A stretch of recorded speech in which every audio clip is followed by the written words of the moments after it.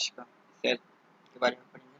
इसके बारे में जो एमसीक्यू पॉइंट होगा हम उसको पढ़ने की कोशिश करेंगे, बाकी सबको नहीं पढ़ेंगे, सिर्फ एमसीक्यू क्वेश्चन को पढ़ेंगे। हम अभी जो पढ़ रहे हैं उसे सेल कहते हैं। सेल क्या है इसके बारे में भी पढ़ेंगे। ये जेक बोर्ड हो या सीबीएसई बोर्ड हो, ये पहला चैप्टर कोशिका आता ही है। आगे देखते हैं कोशिका है क्या, सेल क्या है। तो सेल के बारे में हम देखते हैं। तो सबसे पहले जो शुरू होती है तो होती है इसकी खोज से।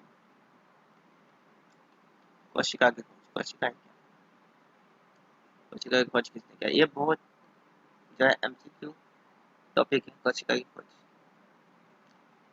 इसके बारे में हम पढ़ेंगे तो सर्वप्रथम अंग्रेज वैज्ञानिक रॉबर्ट हॉक 1665 ईस्वी में साधारण सूक्ष्मदर्शी की सहायता से बोतल की कॉर्क की एक पतली परत का अध्ययन किया। उन्होंने कॉर्क की पतली परत में मधुमक्खी जैसे बहुत छोटे छोटे कोष्ठ कमरा दिखाई पड़े। उन्हें यह भी देखा एक कोष्ठ दूसरे कोष्ठ से एक दीवार विभाजन के द्वारा अलग है। इन्हें प्रत्येक कोष्ठ का नाम कोशिका यानी सेल दिया। इसको याद रखना है। कोशिका को कोशिका का नाम किसने दिया, तो फिर रॉबर्ट हुक ने ही दिया। कोशिका यानी सेल नाम किसने दिया, रॉबर्ट हुक ने दिया है। ये रॉबर्ट हुक है, इन्होंने इस चीज की खोज की थी। ऐसे अगर जूम करके दिखाऊं तो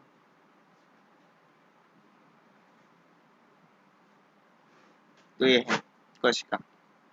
इसी की खोज रॉबर्ट हुक ने 1665 ईस्वी में की थी और इन्होंने ही नाम दिया था कोशिका। आगे जो ध्यान देने वाली बात है वो ये है कि अधिक आवर्धन क्षमता वाले सर्वाधिक सूक्ष्मदर्शी की खोज के बाद कोशिका के सूक्ष्म संरचनाओं का विस्तार से अध्ययन करना आसान हुआ। तो ये अधिक सूक्ष्म संरचनाओं की खोज जो आसान हुआ, ये किसके द्वारा हुआ, संवर्धित सूक्ष्मदर्शी। और इसकी खोज की थी गैलीलियो गैलीली ने, कुछ यही 1665 ईस्वी के आसपास में। अब कुछ इम्पोर्टेंट बात है, इम्पोर्टेंट बात यह है कि कोशिका कोशिका क्या है, सेल क्या है। सेल ये है कि कोशिका अंग्रेजी शब्द सेल है और सेल शब्द लैटिन भाषा का शब्द सेलुला से लिया गया है, जिसका अर्थ होता है एक छोटा कमरा। एक एमसीक्यू पॉइंट।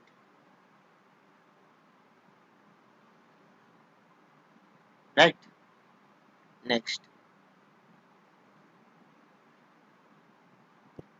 और अच्छा, एक और इम्पोर्टेंट बात, बहुत इम्पोर्टेंट है, जो ये है कि एंटोन वॉन लियोनहोफ ने, एक डच वैज्ञानिक था। डच वैज्ञानिक एक अलग वैज्ञानिक होते हैं, जो जो अलग जाति के ही होते हैं, जिस तरह आप सब कह सकते हैं क्या, ये है डच वैज्ञानिक। तो एंटोन वॉन लियोनहोफ एक डच वैज्ञानिक था। इस तरह संथाल एक अलग जातीय का एक डच वैज्ञानिक था। इसने स्वनिर्मित साधारण सूक्ष्मदर्शी द्वारा 1774 ईस्वी में शैवाल, प्रोटोजोआ, बैक्टीरिया इत्यादि की सर्वप्रथम जीवित कोशिकाओं को देखा। यानी खोज क्या, देखा मतलब खोज क्या। तो फिर मृत सूक्ष्म जीव में क्या आ जाएगा, मृत मृत कोशिका, मृत कोशिका और जीवित कोशिका में अंतर है। क्या अंतर है बताते, अब यहीं पे पता चलेगा। कोशिका क्या है इसके बारे में हम बाद में पढ़ेंगे, पहले ये पढ़ लेते हैं कि कोशिका मतलब कितने प्रकार के होते हैं। एक ये मृत कोशिका है, ये जो दीवार है ये भी कोशिका से बना हुआ है, ये मृत कोशिका है। और ये मैन है, आदमी, लेकिन ये जीवित कोशिका से बना हुआ है, ये जीवित कोशिका से बना हुआ है। बैक्टीरिया भी एक जीव है, और जो जीव से जीव का कोशिका जो है तो जीवित कोशिका कहलाएगा, और जो निर्जीव कोशिका है वो जो है जीवित कोशिका नहीं कहलाएगा। सिंपल सी बात है। तो जीवित कोशिका की खोज एंटोन वॉन लियोनहोफ ने 1674 ईस्वी में किया, और मृत कोशिका की खोज और सर्वप्रथम कोशिका की खोज रॉबर्ट हुक ने 1665 ईस्वी में किया। ये हमें याद रखना है, चाहे कुछ भी हो जाए। अब कोशिका देखिए, बहुत इंपॉर्टेंट टॉपिक, जो कुछ अभी हमने यहाँ तक पढ़ा उन सब का निचोड़ है इसी टेबल के अंदर।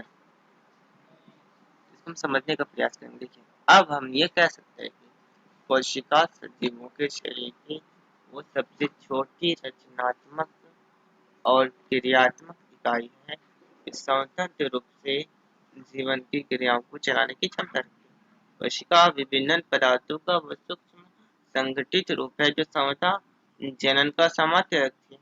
अतः कोशिका जीवन की मूलभूत इकाई है। कोई पूछेगा कोशिका क्या है, तो हम बताएंगे बस कि कोशिका जीवन की मूलभूत इकाई है।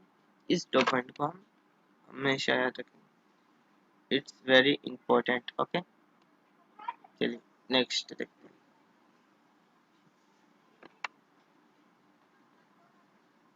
आगे है एक और एमसीक्यू चीज, कोशिका की संरचना, आकार एवं आकृति, ये पढ़ना बहुत जरूरी है। ये जो पॉइंट है, कोशिका विभिन्न आकारों की होती है, याद है, जो 0.1 माइक्रोमीटर से 1 मीटर तक की हो सकती है। अच्छा, 0.1 माइक्रोमीटर क्या है, 1 मीटर क्या है, ये हम नेक्स्ट टाइम पर आगे। हाँ, ये बहुत इंपॉर्टेंट।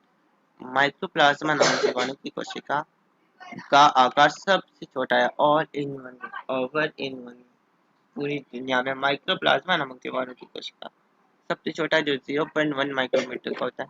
इससे छोटी कोई कोशिका होती ही नहीं।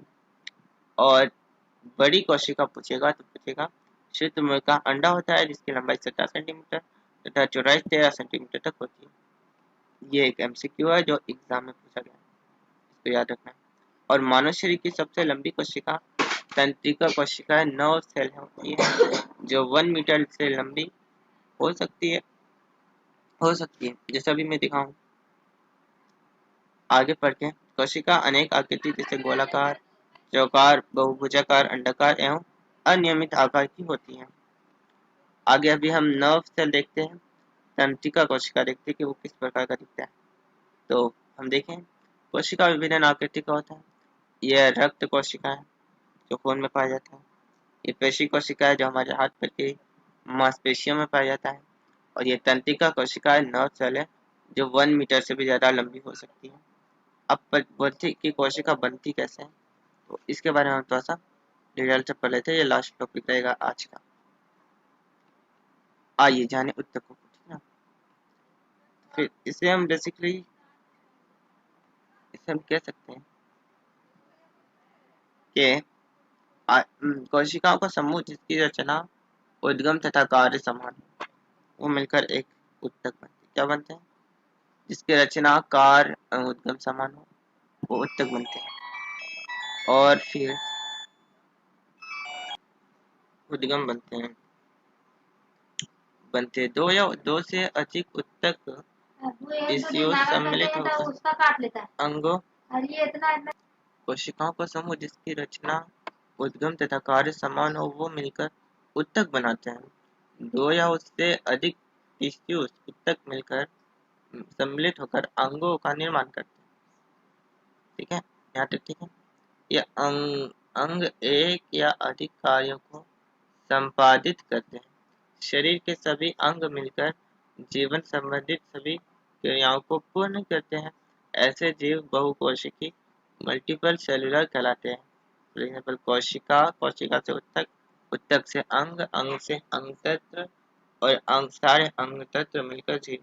कोशिका, फिर समान कार्य की कोशिका मिलकर, कोशिकाएं मिलकर उत्तक, फिर दो या दो से अधिक उत्तक मिलकर अंग, फिर कई अंग मिलकर अंग तंत्र और सारे अंग तंत्र मिलकर एक जीव, और इसको कहते हैं बहुकोशिकीय जीव। और सिर्फ बहुकोश, और लेकिन कुछ जीव एक कोशिकीय भी होते हैं, जैसे अमीबा। अमीबा एक कोशिकीय जीव है। इसी तरह और एग्जाम्पल है जो एक कोशिकीय जीव भी होते हैं, जिसमें सिर्फ एक ही कोशिका होता है। आगे डिटेल